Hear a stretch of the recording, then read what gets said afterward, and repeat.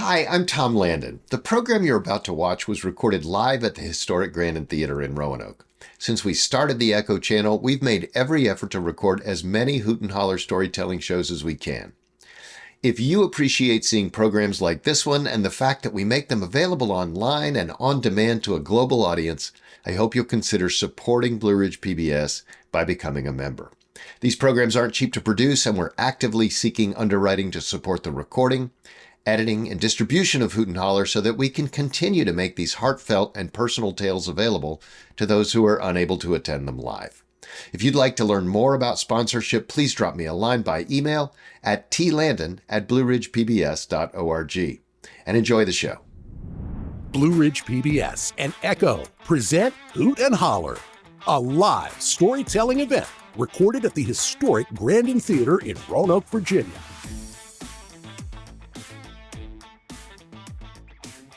You probably know this guy.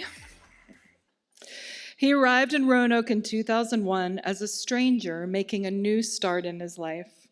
Since then, he's landed a couple of cool jobs, fell in love, and married his sweetheart on the rooftop of Center in the Square. He's raising teenagers for the second time and is serving his second term as our vice mayor of our city. Also, the Democratic nominee for mayor for next year. Okay. Anyway, we heart him. He's a regular fan favorite. Welcome, lean in, bring it on, Joe Cobb. Hello, Hello, hello. Ride with me, ride with me. Won't you take a ride? How are you? How about Lee Hunsaker? Isn't she amazing? All right. So I want to introduce you to somebody really special in my life. Her name is Marilyn. She's my mom. Mom was creative. She was kind. She was feisty and fierce and devoted to me and my siblings, Nancy, Alan, and Peggy. She attended everything we did. And she always said she was proud as punch of all of us. How about that? How about that vest I've got going on there? I'll never tell. She was always proud as punch of all of us, and at 5'1",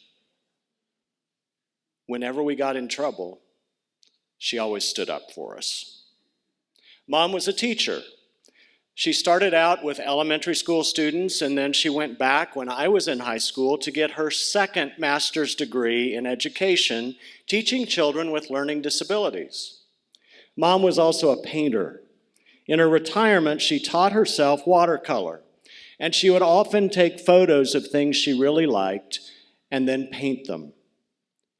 In 2010, my mom was diagnosed with Alzheimer's.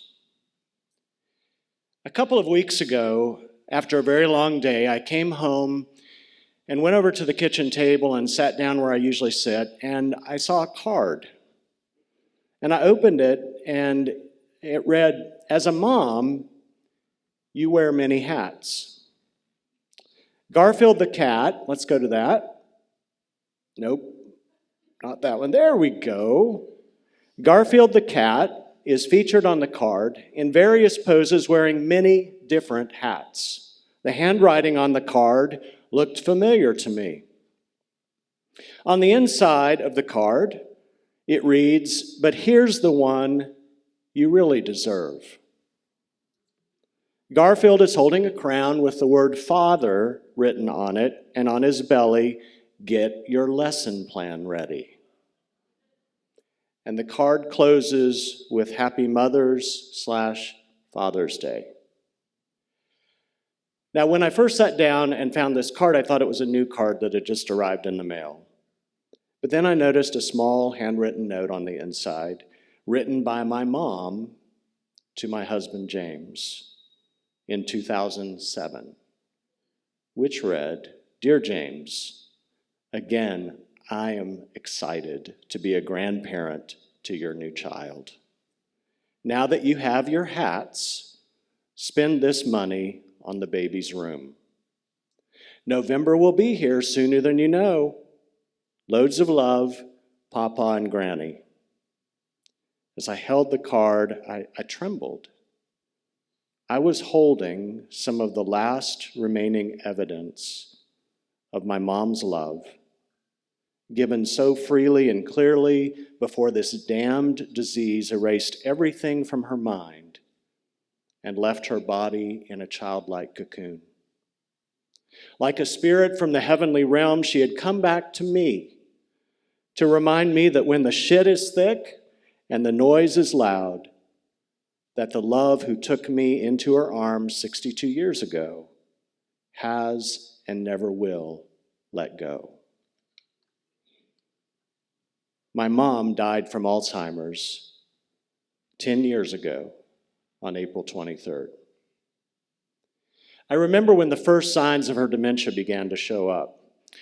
She was diabetic, and on more than one occasion, she would go into a diabetic coma, so it was important for her to take insulin.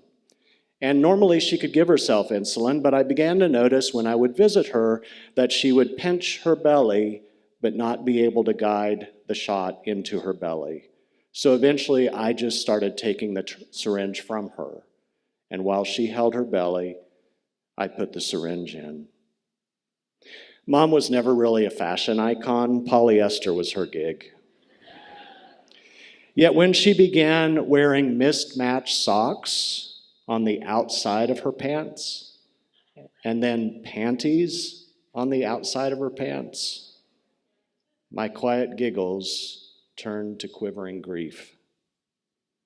"Come back, Mom," I kept whispering to myself.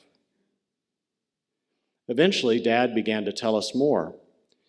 He said he would try and give Mom her medicine, and she would take them in her hand and then look up at him and smile like she was going to take it, and then she would wait until he turned around and then just quietly tuck it down into the recliner. Sometimes she'd go into the kitchen to fix something. She'd turn the burner on the stovetop and return to her chair. One time, their neighbor heard a lawnmower start up on the other side of his fence, and when he went outside to see who it was, he saw my mom. Mom never mowed. "Come back, Mom, please." The final alert came one night when Mom got in her car to drive to a women's group at her church, and she never arrived. She got lost along the way. And miraculously, somehow, she found her way home. When we took our parents to look at senior living communities, Mom would always get teary-eyed. She was sad to see what appeared to be her future and angry that she couldn't remember what she'd had for breakfast that morning. And so after visiting a couple of places, the family got together to talk about options. And Mom and Dad and my siblings were all sitting in my parents' living room, and I was on the phone calling from Roanoke. We talked through all the places we'd visited, the high points, the low points, trying to encourage Mom to make the decision for herself about a place where she could call home. Near the end of the conversation, when I thought everything was going just great and we were close to a decision, my sister Peggy said, "Hey, Joe, what do you think?" And I took a deep breath. I remembered how when I came out to my mom at age 36, she came over to me, she sat down next to me, and she said, tears streaming down her face, "I don't have a problem with you being gay. I have a problem with you getting a divorce." I think she loved my first spouse more than she did me. But she also loved the family we'd created. But a year later, she pulled me aside and said, "You know, Joe, I wondered if you were gay in high school." And after I picked my jaw up from the floor, I asked, "Well, why didn't you say something?" To which she smiled and said, "Well, you kept going out with girls, so I just didn't worry about it." I remember when she met me in the middle of a swimming pool in Branson, Missouri, at a timeshare that they had reserved for their 50th anniversary, with all the family gathered around the pool, and she told me about an article she had just read about the role genetics play in one's sexual orientation. In the middle of a pool in Branson, she was talking to me about the gene pool. She was always learning, always teaching. I remember when she and Dad drove for 3 days from Wichita, Kansas to my ordination as a clergy in the Metropolitan Community Church right here in Roanoke, 5 years after I'd surrendered my credentials as a United Methodist clergy in the church she and Dad had raised me in, and how furious she was that my credentials had been taken away, not to mention that on my last Sunday as a United Methodist clergy, I had dressed in drag to send off another pastor on his last Sunday at the church we were serving.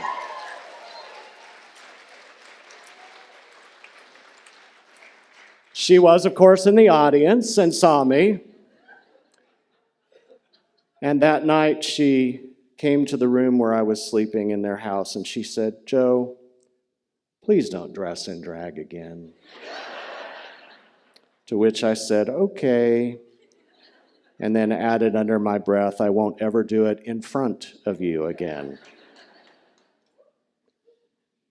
I remembered that on that day of my ordination, when a local reporter, Pam Podger, who was writing a story about the event, asked her what she thought.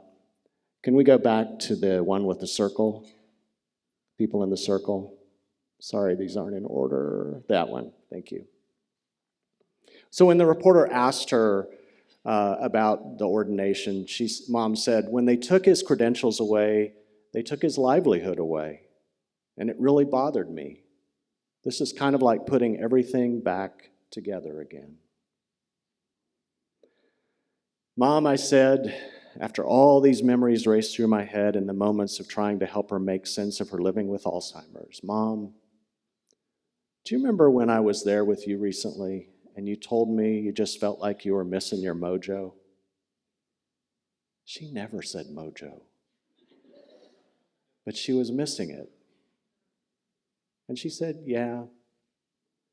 I said, Mom, you know that Meadowlark House, the comfort care home for Alzheimer's people that we talked about and we went to visit? Why don't you go for a couple weeks? Just check it out. See if you get your mojo back. And if you do, we can talk about it. Maybe you can come back. Maybe you want to stay. And she agreed. She made her choice. And I heard myself say again, Mom, please come back. But once she moved, everything changed. Her disorientation became her norm. She became childlike more and more every day. Growing up, I was the singer in the family. Mom loved hearing me sing, and she did everything she could to get me voice lessons and make sure I was singing everywhere I could. And she always told everybody around her, oh, Joe, he has such a beautiful voice. So one night, a Sunday night, during karaoke at our new comfort care home, I went to sing, and when we were done, the hostess of the event came over and thanked me for singing, and we walked over to my mom, and she said, Marilyn, your son has such a beautiful voice, to which my mom promptly answered, well, it's not as good as his sister's.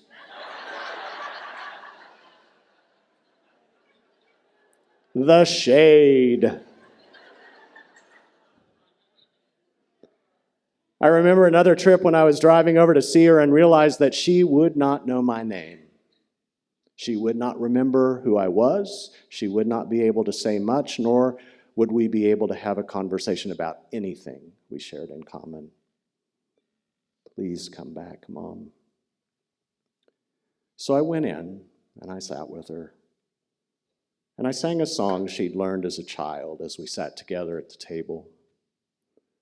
Pony boy, won't you be my pony boy?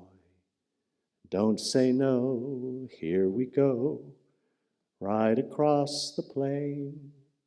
Marry me, carry me, Ride away with you. Giddy up, giddy up, giddy up. Whoa, my pony boy. And about halfway through singing that verse, I noticed her mouth begin to move. And she started to sing. She had come back, if only for a moment. In early 2010, my sister took a picture of their dog, Chewy, to my mom to ask her to paint a watercolor. Mom took longer than usual, and Peggy began to worry. Peggy later found this painting, and when we all looked at it, we knew why Mom found difficulty sharing it. It reflected the mixed media of a mind on Alzheimer's. The last time I saw my mom, she was wearing a purple sweatshirt. Her face scrunched as she tried to hold her glasses up. Her hands were closing tight. She could no longer feed herself. Her appetite was waning. I went to the freezer and pulled out a carton of her favorite ice cream and filled a bowl. And for what seemed like an eternal paradise, I fed her butter pecan ice cream. This was the last time I saw her. The day she died, my brother Alan sent me a photo of his son Wyatt leaning over her bed and kissing her. And through his kiss, I felt as though all of us were kissing her.